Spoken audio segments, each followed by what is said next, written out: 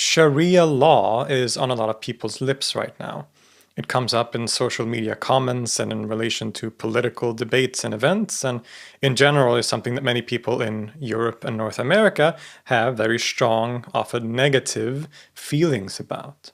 But what becomes clear when one reads these discussions and comments is that most of the people engaging in these discussions don't really know what Sharia law actually is or how it functions.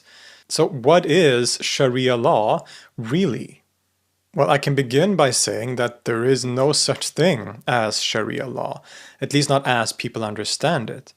The very term itself, Sharia law, betrays an unfamiliarity with the subject, and thus also is very misleading because it sort of makes you think that there is some kind of codified specific law that we're dealing with here, which there isn't, right? A tip from me as a starting point would be to basically just abandon using the term Sharia law and instead familiarize yourself with the actual Arabic, which is simply Sharia. Not only will you sound a lot smarter if you do that, but also when you start understanding what Sharia actually mean and how redundant using law afterwards really is, you might be able to start grasping the complexity of the subject more by simply changing the way you think of the term itself. The term Sharia comes from a word root meaning something like a way or a path. So the word for a street in Arabic is shara, for example, right? So it's the same root, and often it's thought to mean or used to mean Sharia, that is used to mean something like the path to the watering hole, right? So this is an old pastoral metaphor. It's hard to actually translate Sharia in a way that makes sense, but many will indeed translate it as, non-literally, as law or Islamic law. But already at this point, there is a problem because the term law doesn't really encompass what is meant in this context. When we say law in English, we usually think of a set codified law, such as the specific law of a nation state or something like that. The Sharia doesn't work like that. Instead, the Sharia is something a lot broader and more abstract and intangible than this. Now, as a disclaimer, I want to say that this episode will not be a comprehensive overview of Sharia or Islamic law, or its history, or really anything like that. That will have to be left for future dedicated episodes. What this is meant to do is just give a very brief understanding and overview of what the term itself actually means and how it functions in a very basic sense in Islam, with a particular focus on dispelling some of the very common misconceptions and misunderstandings about Sharia that I see a lot out there on social media and so on. When I say that Sharia or Sharia law, so to say, doesn't exist in the way that people imagine it, what I mean by that is that people use the term in a way that seems to imply that it is a fixed, codified law, but in fact there is no such thing. There is no book of Sharia. Of course, there are many books of Sharia in the sense that there are many books in the Islamic tradition dealing with law and law questions, but there's no book of Sharia in the sense of, like here, like you have the law of Sweden. Like here's a book with all the laws and the rules. There's no such thing in Islam. It's much more complex, much broader, and much more complicated than that. The scholar Muhammad Hashim Kamali says, quote, Sharia is a broad concept that is not confined to legal rules, but comprises the totality of guidance that God Most High has revealed to humankind pertaining to the dogma of Islam, its moral values, and its practical legal rules. In other words, Sharia is an intangible, abstract concept of the totality of divine guidance to mankind. It's the principle of the way that God wants us to live, which is essentially what religion is. And indeed, in many contexts in Islam, the term Sharia can be used almost synonymously with religion. There is the Sharia of Moses, which is the Sharia of the religion of the Jews. There is the Sharia of the Christians, and so on. Every such group has their own Sharia, and the Islamic or Muhammadan Sharia is only one. Of course, one that is the final and most complete Sharia that abrogates the other ones according to Islam, but still, it is one Sharia among other Sharias, so to say. So Sharia is really the totality of religious practice and the way of life that a religion teaches, in this case specifically Islam, and perhaps in particular the outward or exoteric aspects of religion. What do I mean by this? Well, the Sharia is to pray 5 times a day. The Sharia is to fast during Ramadan. The Sharia is to give to charity and to take care of those in need.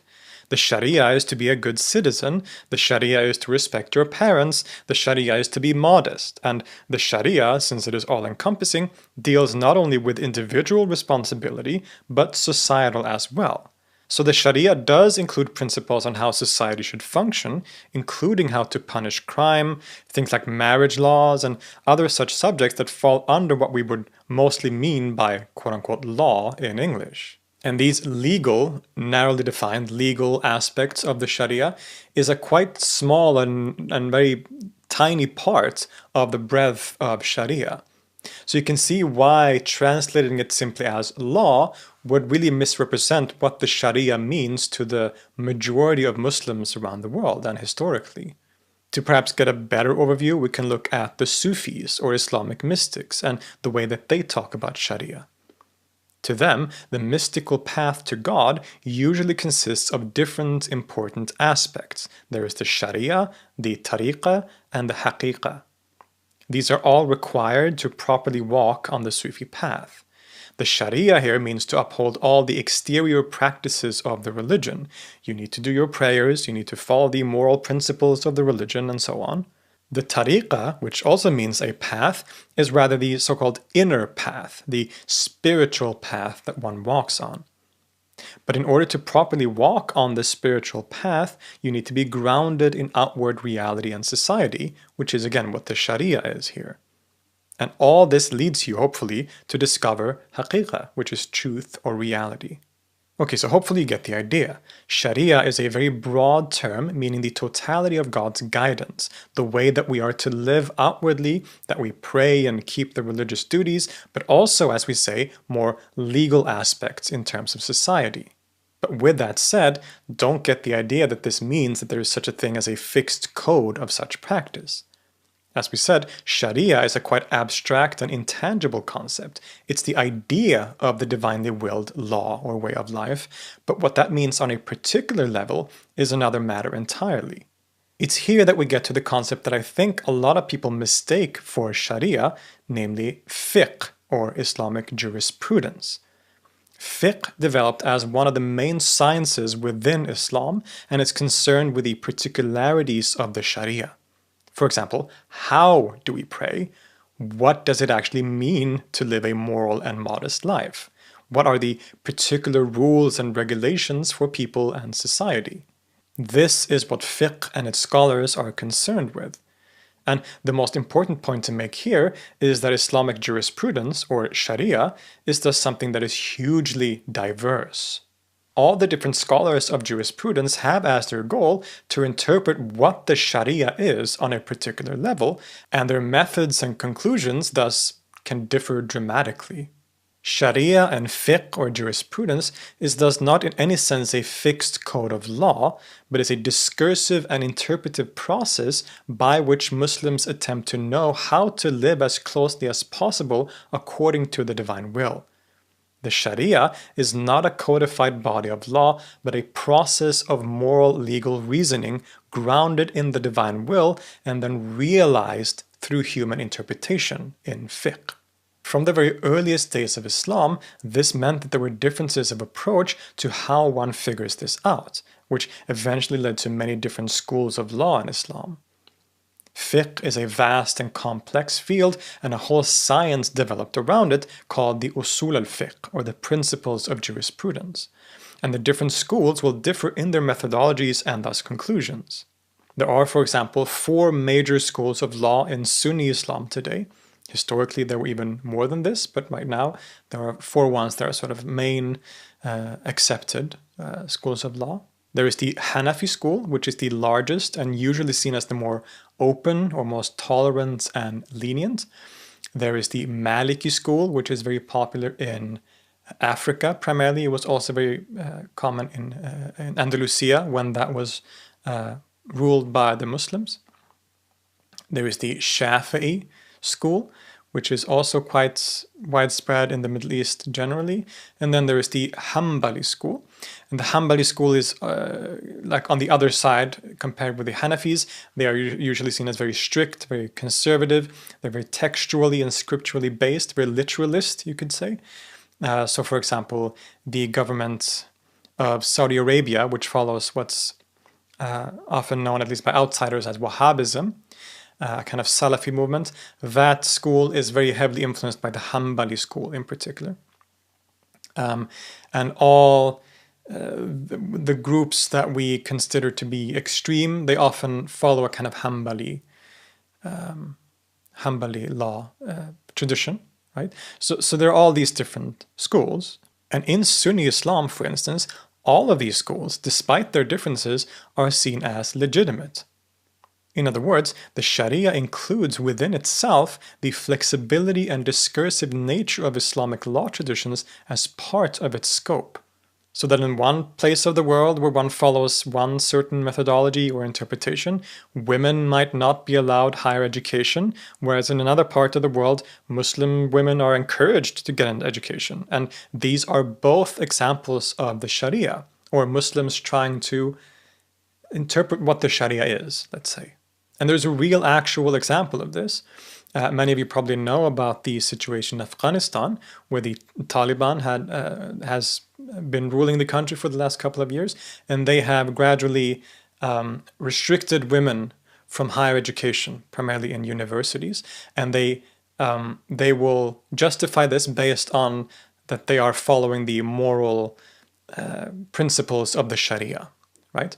But then on the other hand, you have the Grand Mufti of Al-Azhar University in Cairo, probably the biggest seat of learning in Sunni Islam, reacting to that by saying that restricting women from going to university or from having an education contradicts the Sharia.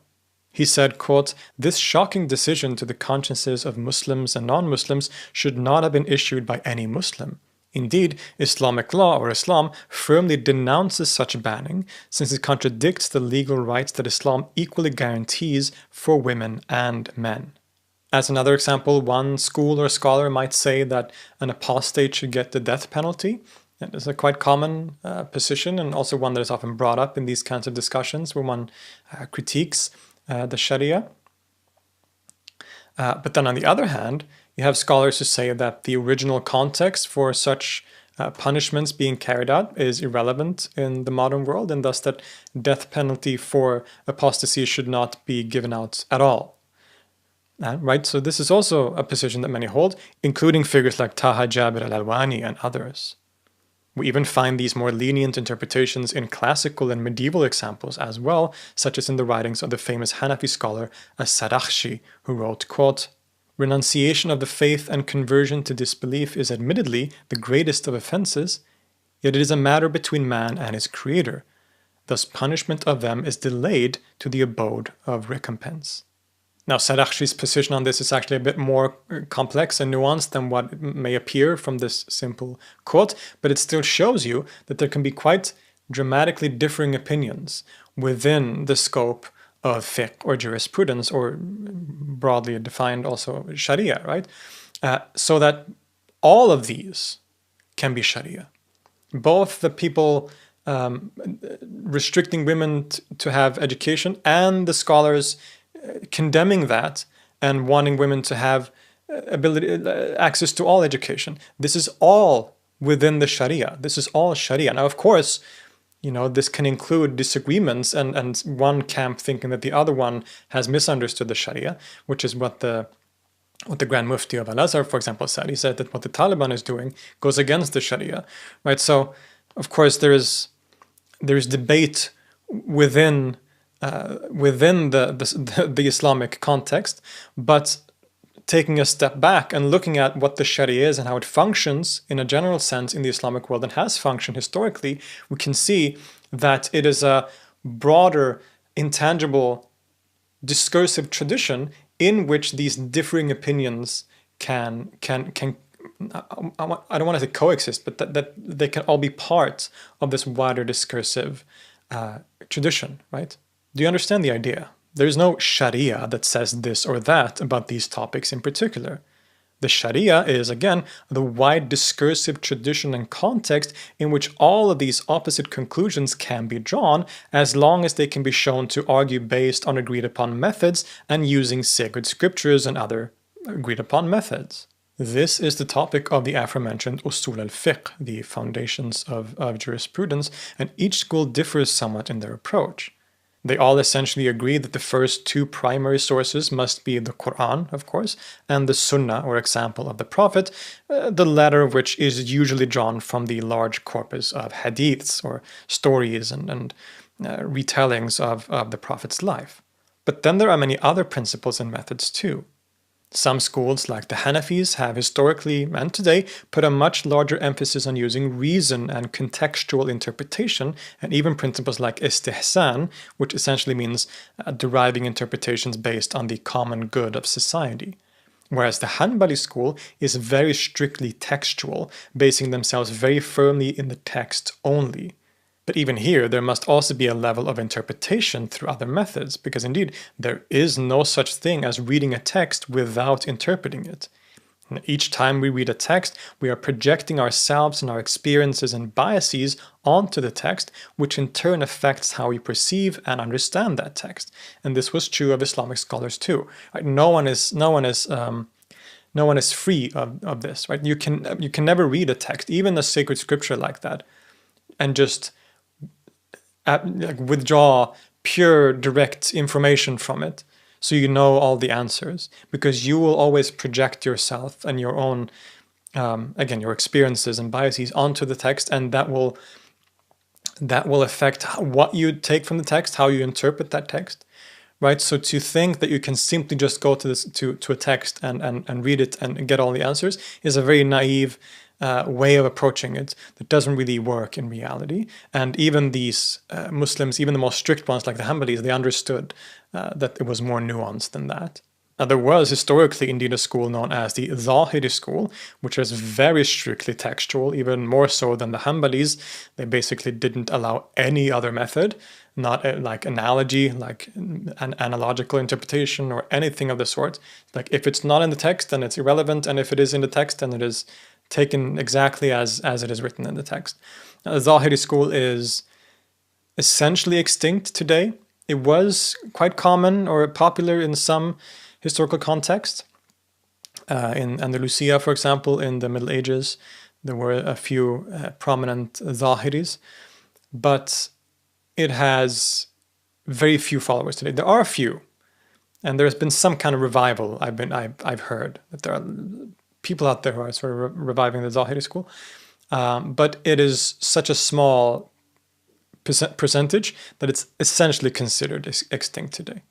And maybe this is because it's kind of just an impractical method, to be honest. So I hope this clears things up a little bit at least. I said in the beginning that there is no such thing as Sharia law as understood by many people, but clearly there is definitely such a thing as Sharia within Islam. In fact, it is part and parcel of that religion, almost synonymous with it in some regards. But that Sharia is something very different from the quote-unquote Sharia law that most people talk about. It is, as we saw, the general moral framework that Muslim societies aim to operate based on, and which took different forms depending on time, place, and interpretation.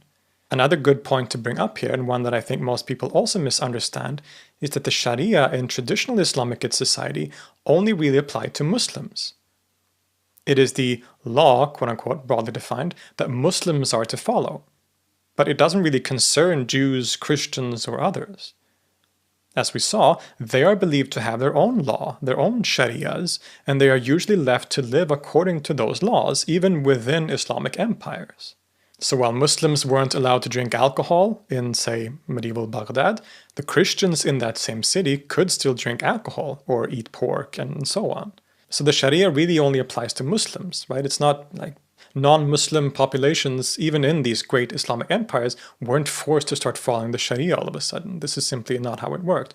Now, with that said, there's more nuance here, of course, in the sense that if a society is run or tries to base itself morally in terms of its laws and so on the Sharia, some of those principles will be public things, like the way you can dress, maybe the way that trade is conducted, like things that are more public. That, of course, obviously will affect non-Muslims too, because they live in that society that, in a public sense, has these tendencies and these laws.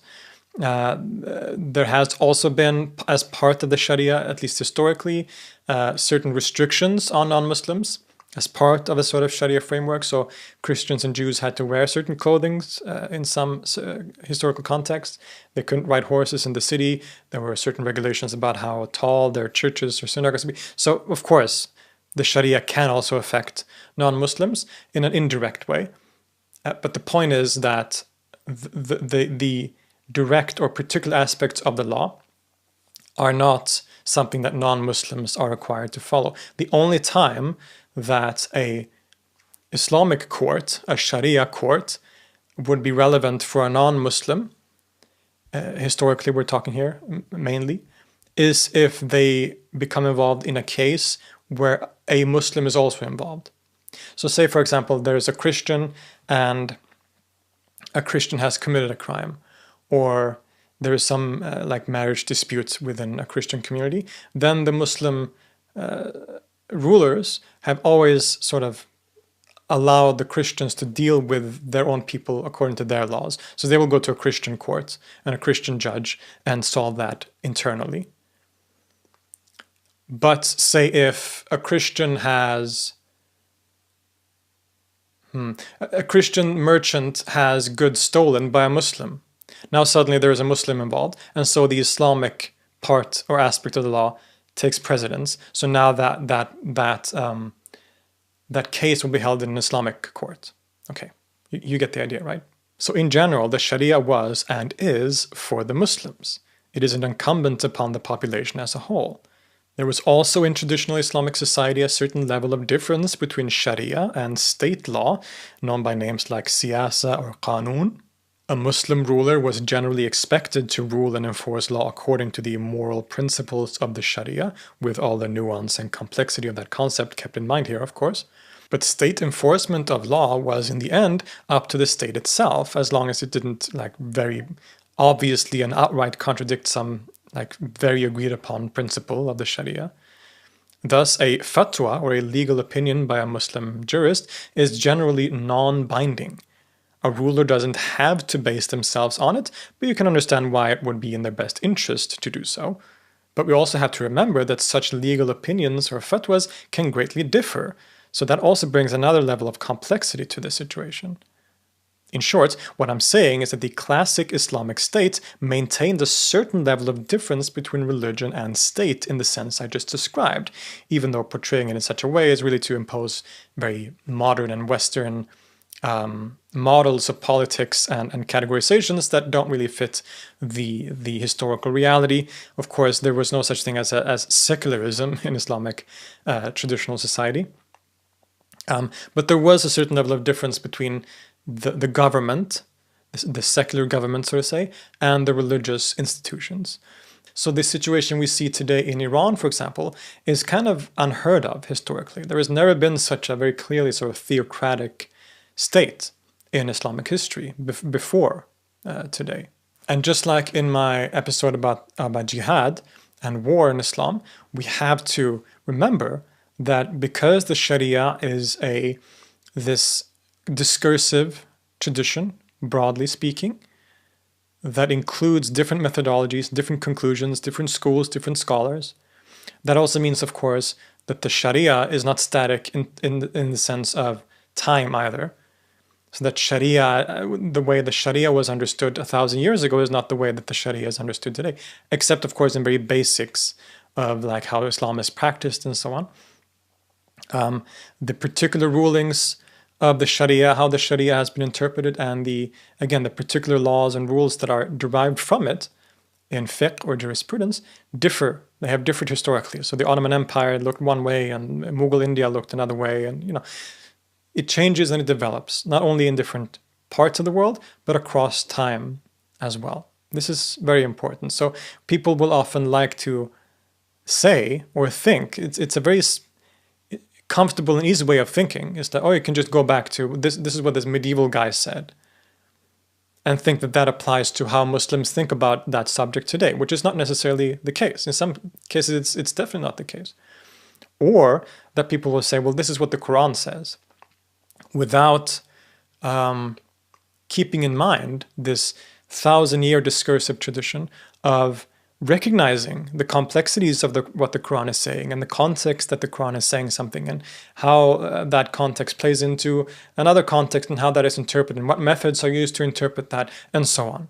But we disregard this long and very complex and very deep tradition of interpretation and discussion when we do all of these things that I see people doing, not just non-Muslims, but certain communities within the Muslim world as well have this tendency, which really is to misunderstand their own tradition and how it has worked and works today still in many contexts, maybe most contexts.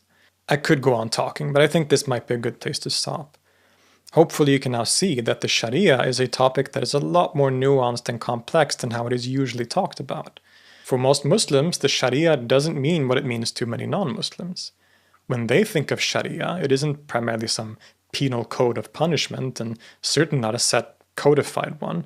Rather, it is a wide concept of a divinely willed moral principle that can govern their lives and that of society according to principles like justice, compassion, family values, social welfare, and all rooted in what is to them divinely revealed scripture and a 1,000-year-plus tradition of nuanced discussion and scholarship.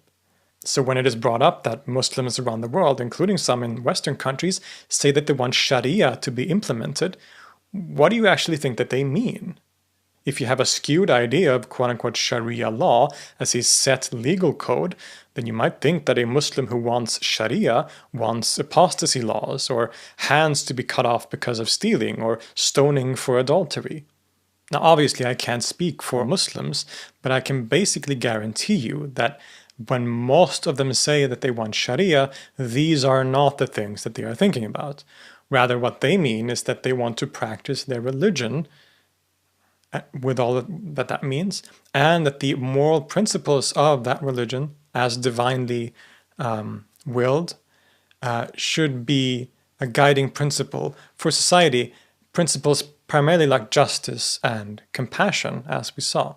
And keeping in mind the intangible nature of Sharia and the fact that it is a concept and tradition that includes such a vast amount of diversity and differences of interpretation as accepted parts of itself, you can see how the common scary idea of what this means isn't based on any proper understanding of Islam, Muslims, or the Sharia.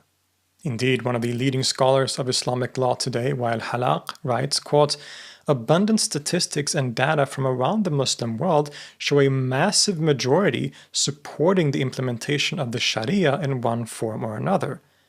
None of them remotely clear in terms of makeup, features, definition, or character. In fact, there exists today no single systematic account of what the Sharia is and what it should look like. To the vast majority, it is a principle rather than a specific code of law. It's an idea of a divinely just society rather than, for most Muslims, rather than being some specific rules or laws that many of the non-Muslims think of when they hear this claim. Now, with all that said, obviously one can still be critical of the Sharia if one wants.